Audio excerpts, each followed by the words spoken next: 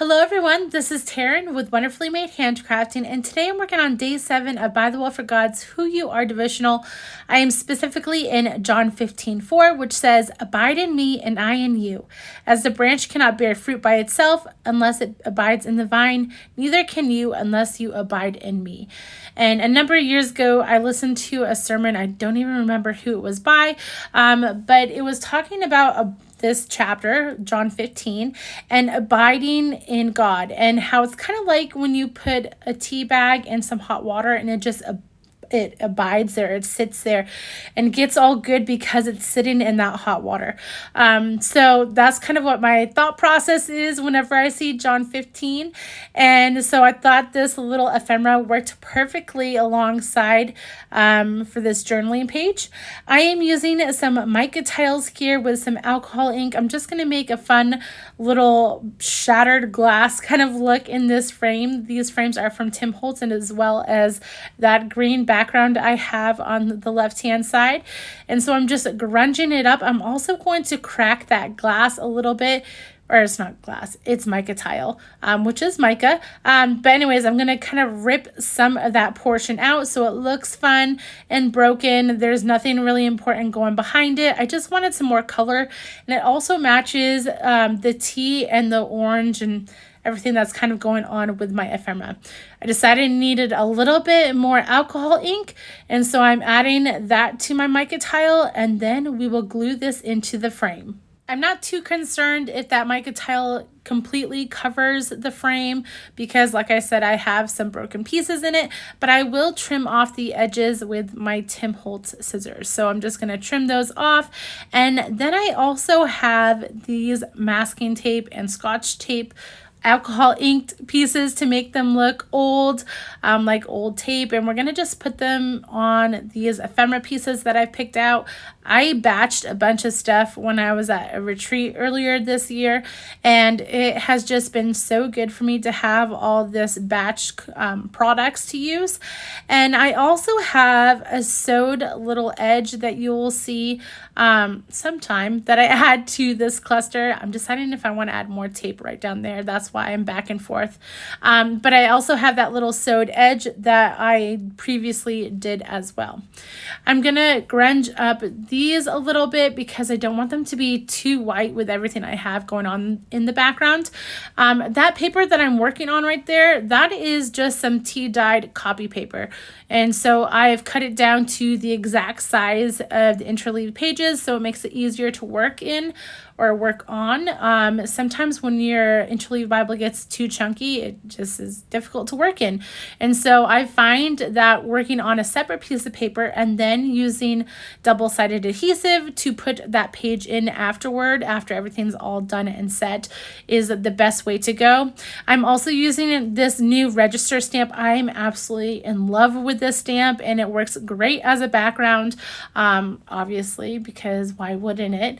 And I just love the look that it gives. So I'm adding that in. I also decided to use this Harlequin Distress stencil. So I'm going to take that out and use just some regular opaque texture paste with that. So I'm going to smear that around in 3 separate places on this page, kind of giving a rough kind of look with this texture paste. I'm going to put in the top left, middle kind of right, and then on the bottom as well. I'm going to make sure that is nice and dry before I move on to the next step. So I do heat set that and make sure that it's nice and dry, but I did kind of cut that out because next we are coming in with some bundled sage watercolor pencils. These are from Holtz. He has them in all his colors now, and I have just been enjoying these more and more lately. And so I'm just taking that bundled sage and watercoloring on top of the texture paste. So like I said, you want to make sure your texture paste is nice and dry so it doesn't get all goopy kind of with the watercolor pencils. But I love the outcome of this.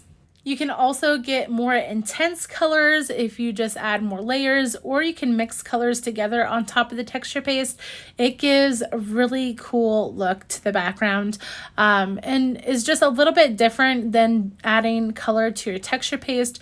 This is going to be a little bit more vibrant, a little bit better because you're not adding color to all the texture paste, you're just adding it to the top layer, and so I feel like you're using less product and get better payout. So anyways, I'm going to get all those diamonds colored in, and I'm not using too much water here. I just want enough water to get that color moving, and then we're going to make sure that this is good and dry before we work on putting together our cluster on this page. I also did decide to add some Distress Spritz to the background.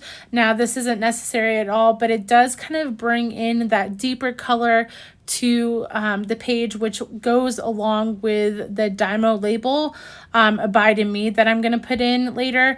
And so I like how it brings those two colors together because there's not much dark on this page. So anyways, the Distress Spritz has some really cool shimmer effects, but it is in this clear liquid, so all you're getting is the shimmer instead of the Distress mica stains. That's how it's a little bit different. I actually prefer it than the Distress mica stains because I'm not much of a shimmer kind of girl, so I like the Spritz better.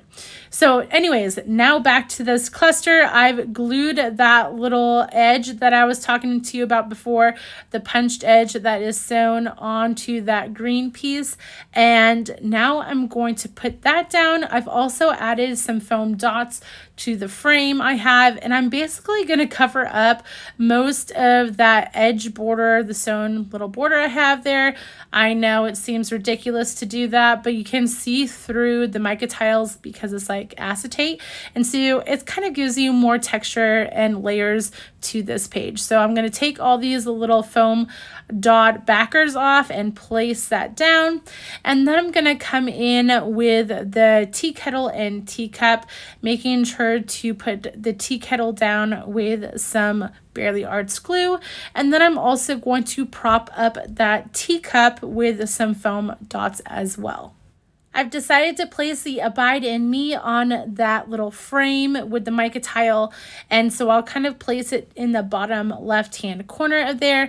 I use my scissors to get the backers off these Dymo labels because it can be a bit tricky, so a nice pair of fussy cutting scissors can kind of get behind that backer and help you get that off.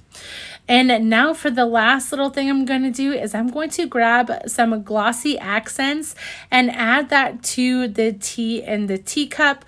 And then once that Glossy Accents has dried, I will add this page into my interleaved Bible for John 15 using some score tape, and then this page will be complete. If you've enjoyed this video, please like and subscribe to my channel. You can also follow me over on Instagram at Wonderfully Made Handcrafting. I'll try to link everything I used down below in the description, and I hope you have a wonderful day, guys. Bye.